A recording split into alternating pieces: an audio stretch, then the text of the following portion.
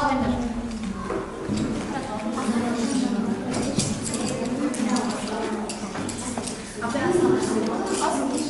Қызыл ішіне салайын. Сол сынып сала.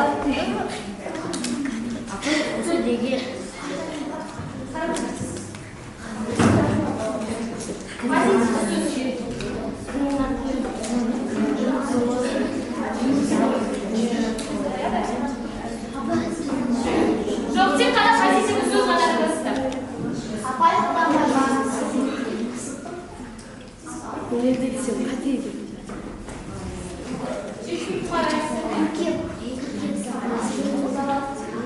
Жетінші позитивті сөз жазамыз. Дайын болған оқушылар, бізде мына жерде бақыт банкісі тұр, сол бақыт банкісіне әкеліп салсаңыздар болады.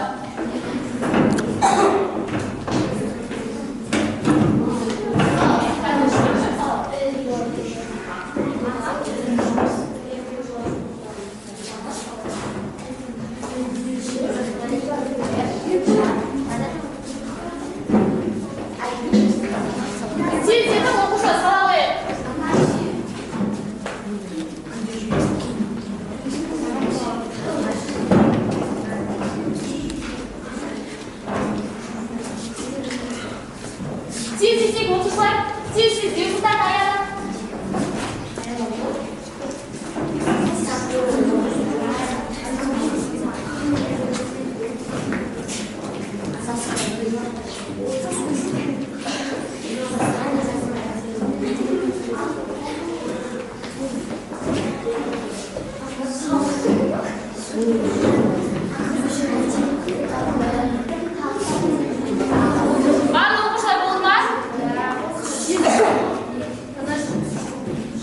Жарайсыздар оқушылар, енді бүгінгі сабағымызды бастаймыз. Бүгінгі сабақта сіздерге бірнеше тапсырмалар беріледі. Тапсырмалар мейрамхана чегі арқылы, яғни бағалау парағы бізде мейрамхана чегі арқылы, және де белсенді болған оқушыларға мен монета таратамын. Монетасы көп топ бізде жеңіске жетеді, түсінікті ме? Енді үй тапсырмасын тексереміз. Ең алдымен қастарымыздағы жүктармен дәптерлерімізді алысып, бір-біріміздің дәптерлерімізді тексереміз.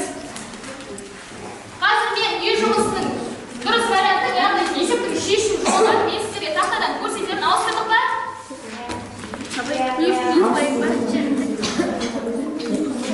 Болдық па? Қараңыз, тақтадан бізде үй жұмысының шығарылу жолы. Егер дұрыс болса, қасына қосу белгісі қойып қойыңдар.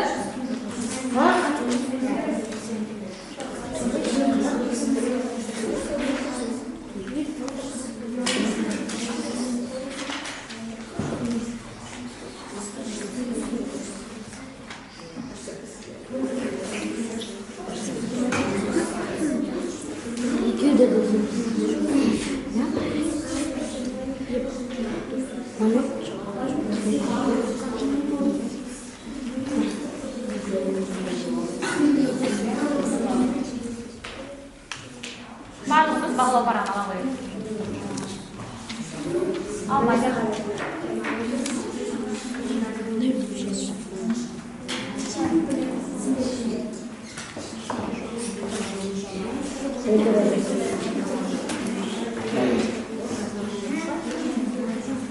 Әр оқушы мына берілген чектің жоғарғы жағына аты жөндерін жазыңдар.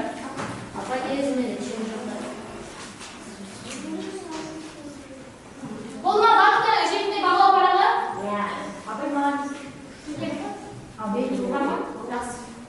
Енді оқушылар үй жұмысын тексеріп болдық. Қай жұпта үй жұмысы дұрыс екен қолдарын көтеріп, мен соларға монета беріп Үшеуіне 3 монета, 4 монета. Тағымында дұрыс? Қолың дұрыстарға мен монета таратамын.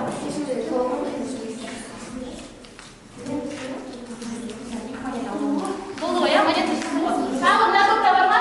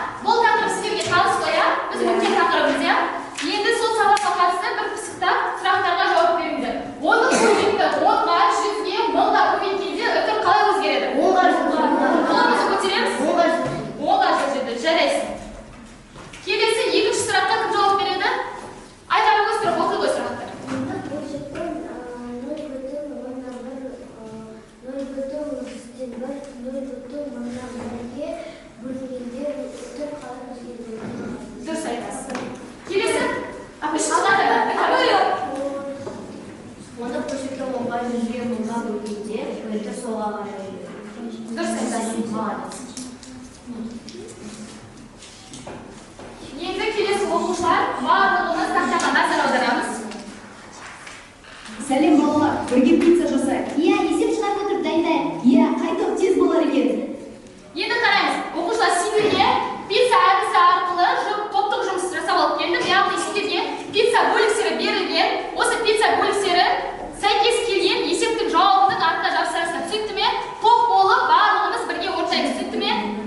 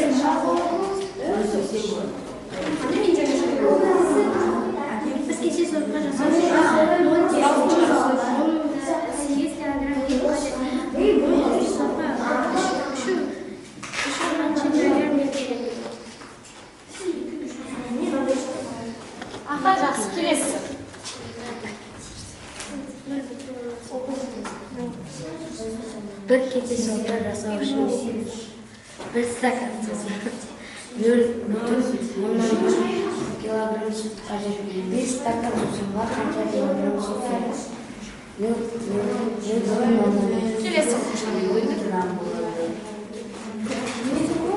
Bir burger жасау үшін 0,8 килограмм картоп фри қажет.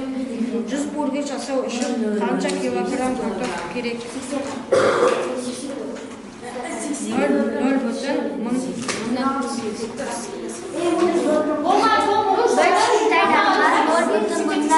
5 kilogram un qajat. 10dan үшін qancha kilogram un qajat? 0,5. Sizden başlayalım. Aşırı var koşarmış. Nugansa kilogram. Ne yapacağım? Ondan çeyiz kilogram.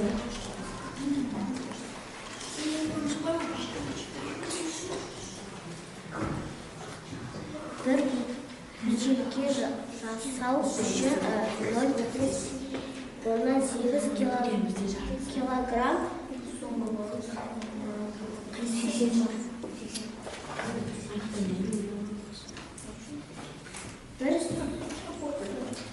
бір стакан сусыз үшін 1,1 килограмм сүт қажет. 5 стакан сусынға қанша килограмм сүт қажет? 0,1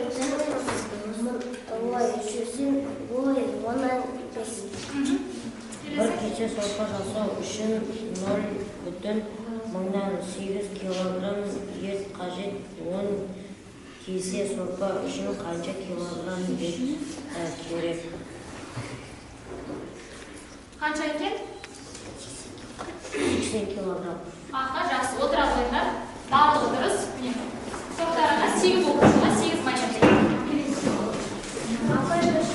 Келесі екінші топ тез оқи қояйық.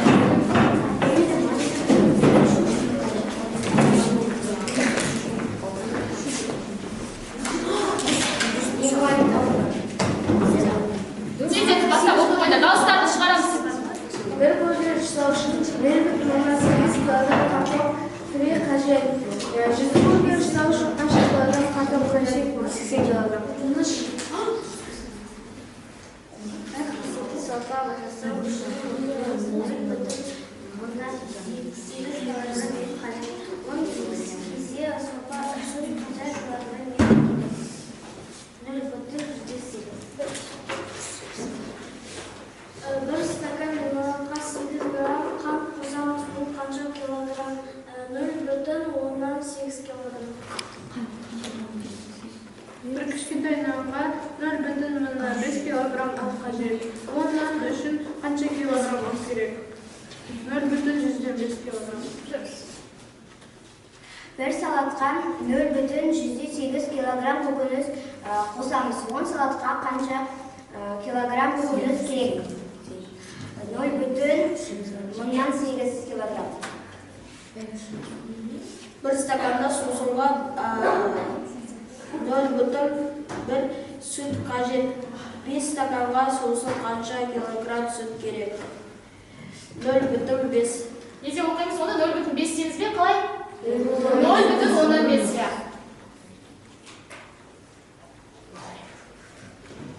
Bir burger жасау үшін 0,18 килограмм картоп керек. 100 бургер жасау үшін қанша килограмм картоп керек? 80 килограмм.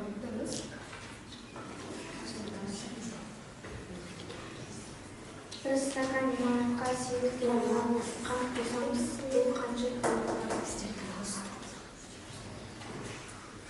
0,8. Дұрыс, жарайсыздар, отыра қойыңдар. Мінекей. Топтарына 8 монета. Келесі үшінші топ шыға қояйық.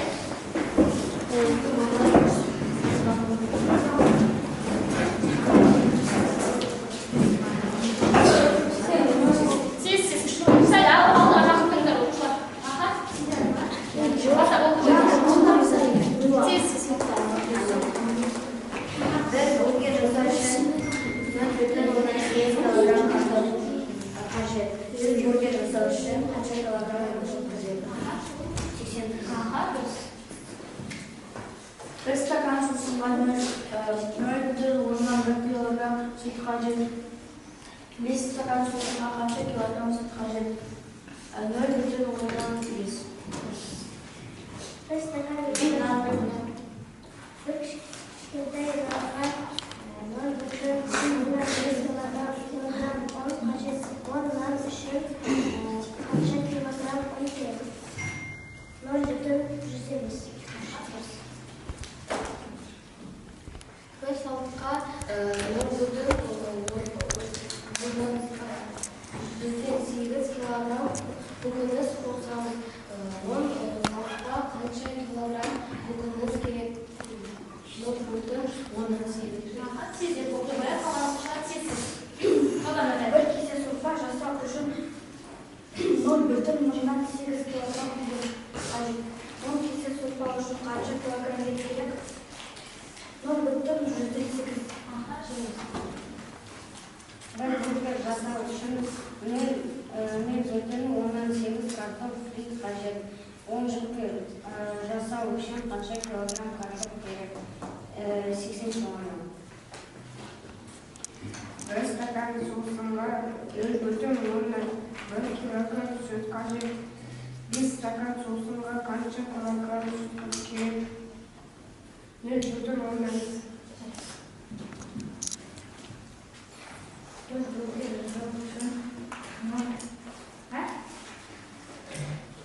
Стакан лимонадқа 8 грамм қант қосамыз, бұл қанша килограмм? 0,8. 0,8 қойыңыз. 0,8 жарайсыз. Отыра қойыңыз. 8 монета барлығы дұрыс. Енді келесі экранға назарыңызды аударамыз. Барлығымыз тақтаға қараймыз. Келесі бізде тапсырманы бізде жасанды интеллект көмекшісі айтады. Өте дәмді пицца болды. Енді шырымызбен бірге тәтті сусынға тапсырыс берейік. Сендерге оқушылар осы коктейль әдісі арқылы сендерге тапсырма беріледі. Сол тапсырманы жұп болып орындайсыңдар. Түсінікті ме? Мына жерде 4 тапсырма, 4 жұпқа. Мына жерде 4 тапсырма. Өздеріңіздің жұптарыңызбен бірге жасайсыздар.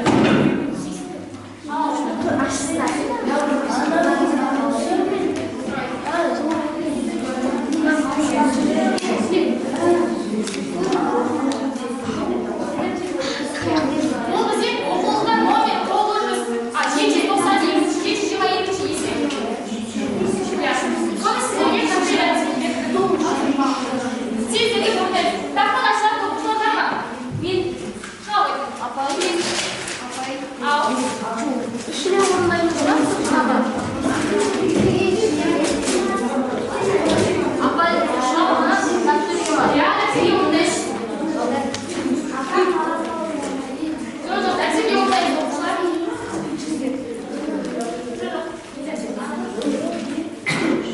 Бағанда шығарайық. Оқушылар тапсырма сыныпты ғой, иә? Оның көшестерді 100-ге, 10-ға көбейту және бөлу амалдары мұнда берілген.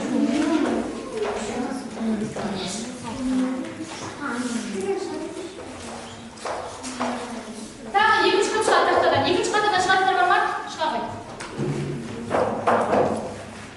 Қайсы? Екінші бағанға шығайық. Қалғанымыз тез-тез орнынан орындаймыз.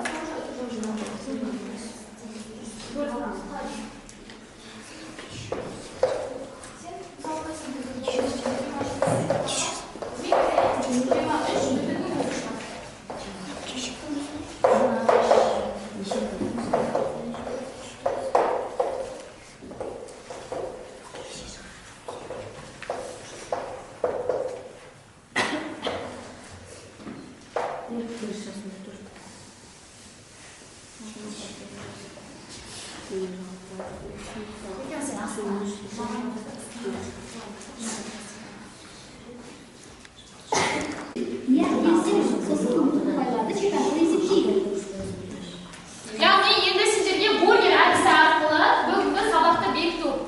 Қазір сендерге, міне, қараймыз, сендерге өзіміз есектердің жауабын табу арқылы өзімізге бургер әзірлейміз. Кім кел, дұрыс жауабын басамыз.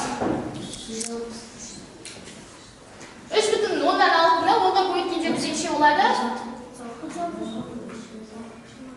Бас. Қаттырақ басшы. Ой, біздің бургеріміз күйіп қалды. Енді? Апай. Келесі.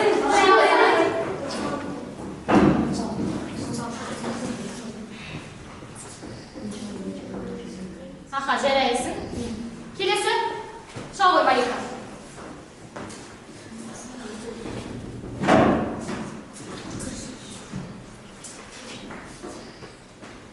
Келесі бізде 0,145-ті 100-ге көбейту. Қанша болады бізде? 5. Қалғандарын соң жұқтамыз. Аха, басамын. Жарайсың. Келесі. Шалғойды көбейту.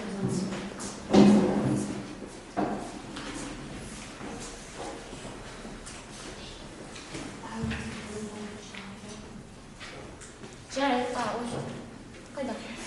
7,2-ге 0,1-ді көбейтеміз. Бізде көбейткенде барлығы қанша өтір орын жылжиды? 2 өтір орын жылжиды. Сонда бізде жауабы қанша болады? 0,8. Ой, біздің бургеріміз күйіп қалды. Келесі бі? Басқа. Айыш, шайып. Сіз.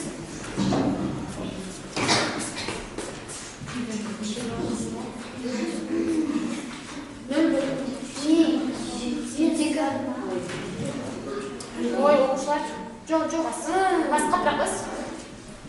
Дұрыстап, ортасын бас. Аха, жарайсың. Келесі. Басқа. Қайсы жашауы?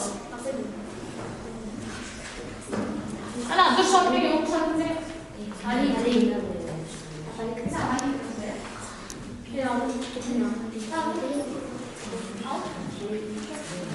Қанша болады? 5,108 көбейтілген 0,101. Барлығы қанша өтір бар, сонша өтір жүрішті қоямыз. Қанша жа қарай қойшы. Аха, жарайсың. Келесі кім? Апай, аша қой. Тез-тез оқушылар.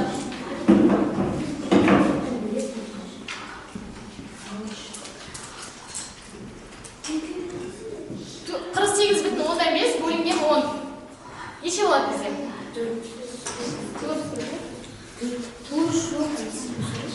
Бөлінген 10 жетті, көбейту емес. Соны ескереміз.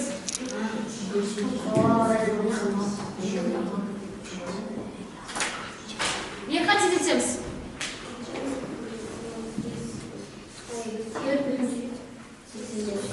Егер бөлу болса, өтірді біз несеміз солдан оңға қарай жылжытамыз, я? Демек бізде жауабы неше болады? Ортасы біз. Қатты. Аха. Келесі кім шығады? Апай. Басқа. Тағы да оқушылай сететек. Шауы дұрай.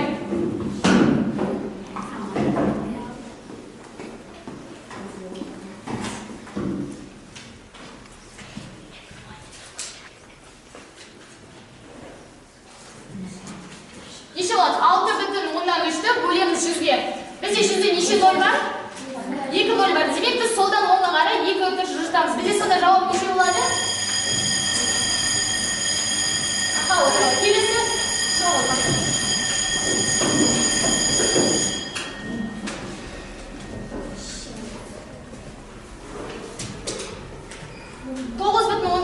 бөлеміз 0,1-ге. Ой, дұрыс емес есебіңіз. Кім шығады келесі? Шауы Аяна.